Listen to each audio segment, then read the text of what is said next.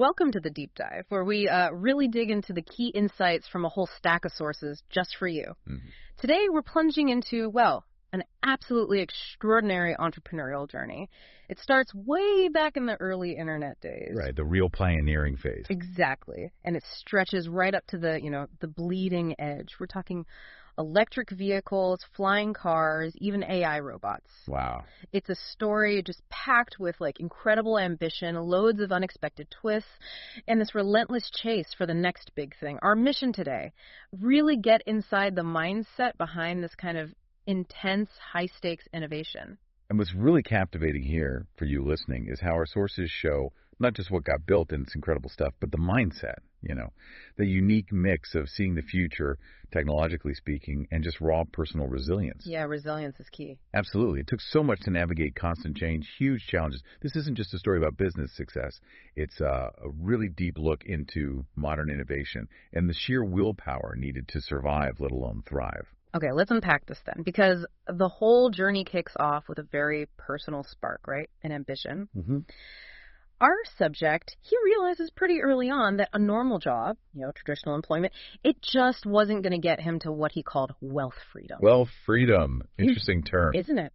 And apparently this clicked for him seeing a magazine cover. It was detailing the lives of these employee kings in big multinational corporations.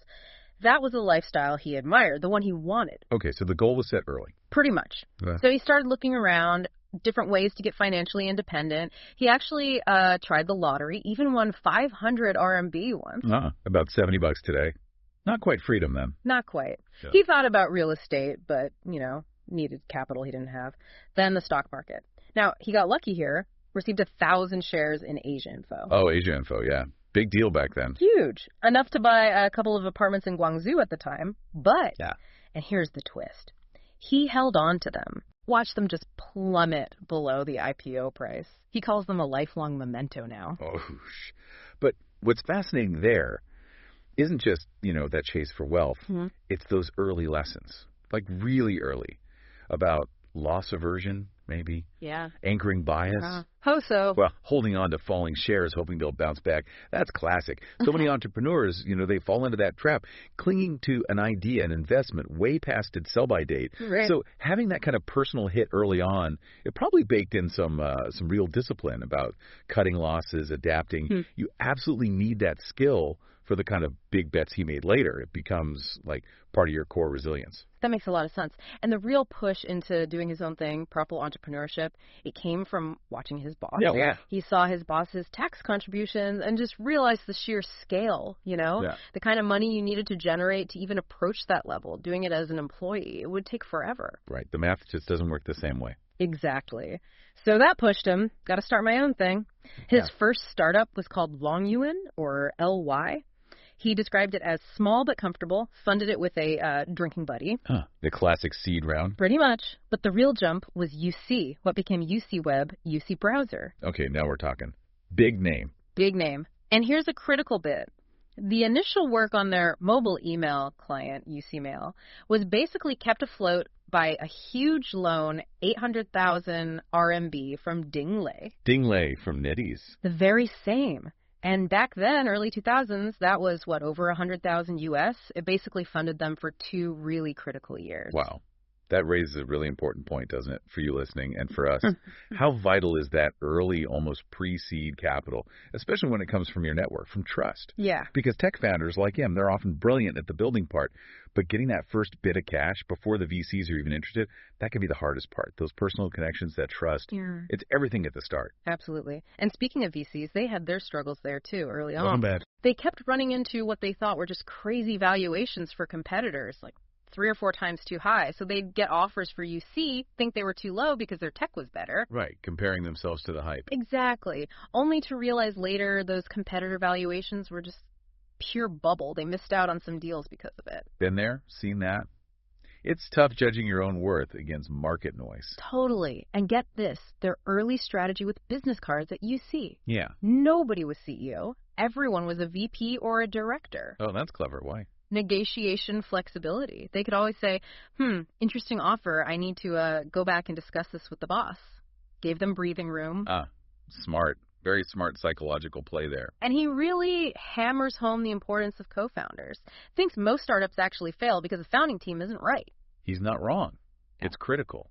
He's quite open about saying luck played a big part in getting the UC team together, and they stayed stable for ages.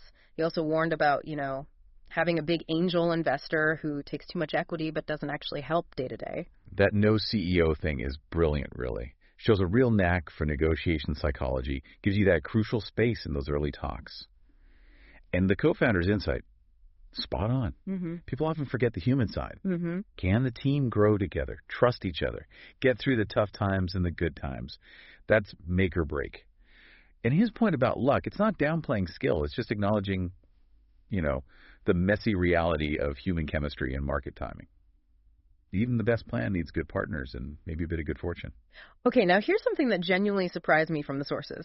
The actual origin of UC Browser. You'd assume it started as, a browser project, right? It's logical, yeah. But it didn't. It actually began life as a mobile email client.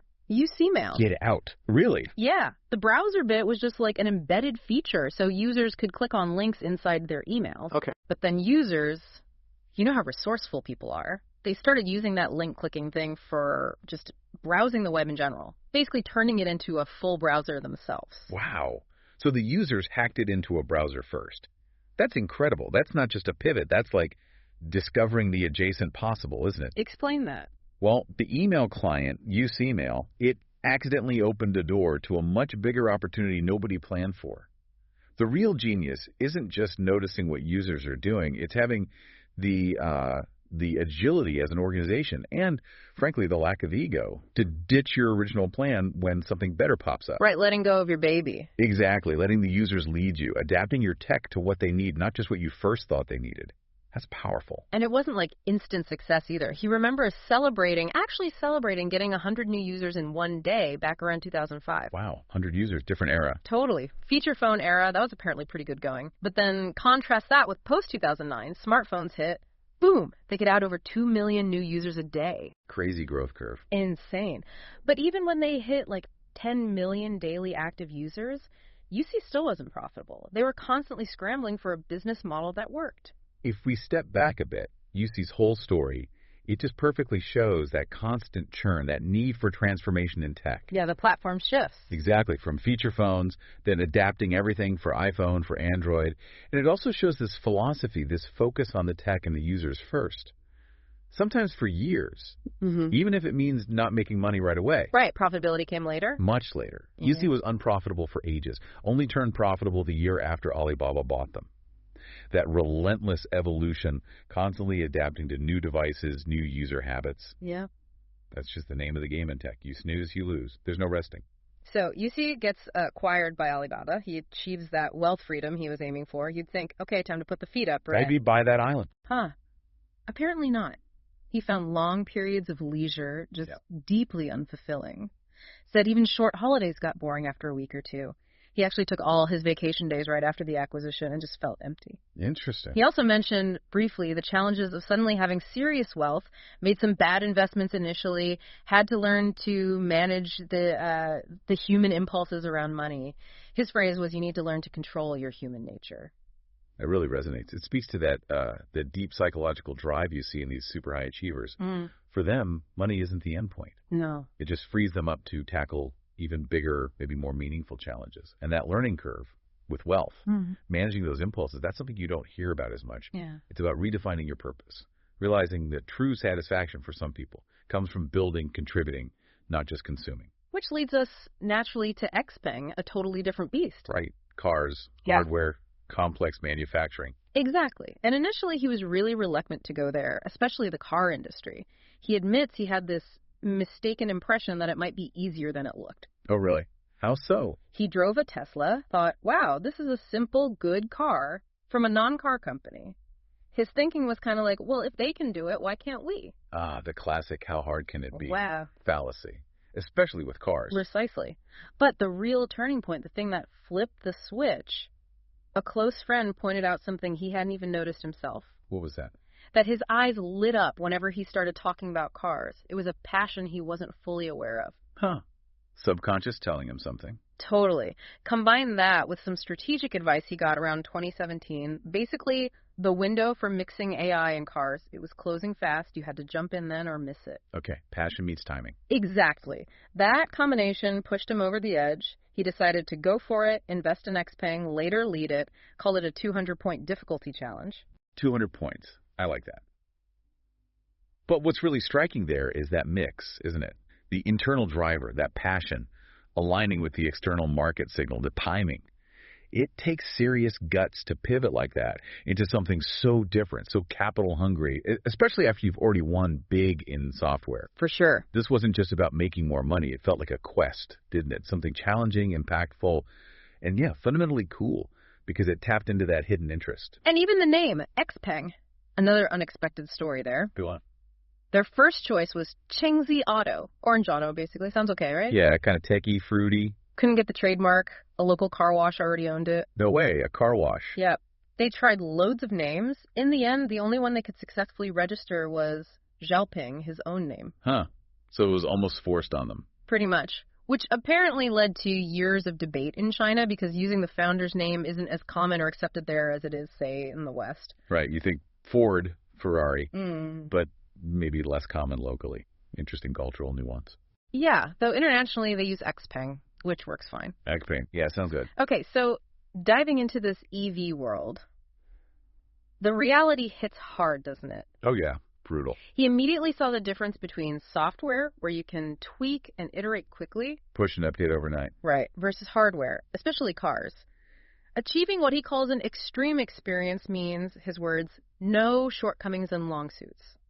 Basically, perfection is the baseline. One flaw can kill the whole thing. Absolutely. The stakes are physically higher. Yeah. You can't beta test safety features on the road. And the money.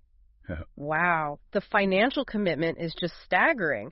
He estimated that to be a leader in AI cars, you need R&D spending of around 500 billion RMB a year. 500 billion RMB. Let me just process that. That's what, 70 billion US dollars annually?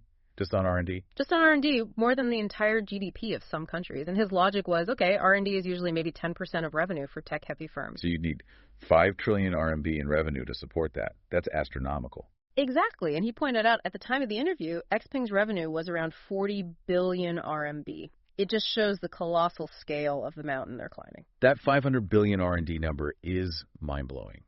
It really makes you think about that idea of fake emphasis on AI, doesn't it? How do you mean?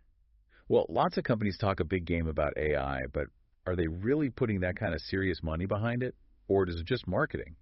For Xpeng, though, is that 500 billion figure even sustainable right now? Or is it more about saying, look, only a few giants will survive this game long term? Could be. The sources definitely point to needing that vertical integration, especially building your own AI chips to really compete on performance and cost. Xpeng investing in serious AI compute power, like achieving 2250 TOPS. TOPS. Yeah, tier operations per second. It's basically a measure of how many trillions of calculations the AI chip can do every second. 250 is. Well, it's genuinely top tier for handling the complex real-time decisions needed for autonomous driving. It shows they're serious. And the internal challenges were massive, too, trying to merge these two completely different cultures. Oh, yeah. The old-school auto guys versus the fast-moving internet folks. Total clash. Slow, conservative, process-driven auto thinking versus agile, break things internet speed. He said it wasn't just a clash, it was a deep divide. I can only imagine. Oil and water sometimes. It forced him, as CEO, to get really hands-on, dive deep into the frontline stuff. And it led to this huge management shakeup. Over about a year and a half, he replaced something like 90% of the heads of the main departments. 90%. Wow. That takes, well, guts. Mm-hmm. And it speaks to those unique pressures of leadership in a crisis, right? Having to make really tough calls, maybe kill projects people poured their hearts into, let go of key people. Mm-hmm. You need to be decisive. But he also mentioned trying to do it with a human touch. He noted it's actually weirdly easier to make drastic changes when the company is already in trouble, because everyone can see why it's necessary. Makes sense. Less resistance, maybe. Exactly. But it shows his willingness to face those really uncomfortable truths, even if it means tearing down structures and dealing with the fallout. But despite all that turmoil, Xpeng seems to have found its niche, its brand identity. Yeah. What's the focus now? Technology and fashion. That's their tagline. They're aiming mainly at a younger crowd, cars in that 150K to 300K RMB range. Okay, so roughly 20,000 to 40,000 US hitting that sweet spot. Yeah. And he points to designs like the P7, calls it daring and futuristic, says the market feedback was really strong, suggesting they nailed that positioning. That raises a key question for any company in a super crowded space like EVs, doesn't it? How vital is that clear brand differentiation? Crucial, I'd imagine. Yeah, because loads of EV startups talk technology. But adding fashion, focusing on that younger demographic, it gives Xpeng a clearer identity. It's that classic debate. Go broad, try to appeal to everyone, or really hone in on a specific niche, especially when you need such massive investment. Xpeng's definitely betting on the niche, and it seems to be working for them. Sets them apart. And looking even further ahead, his vision for autonomous driving is pretty bold. We're talking L4. Level 4.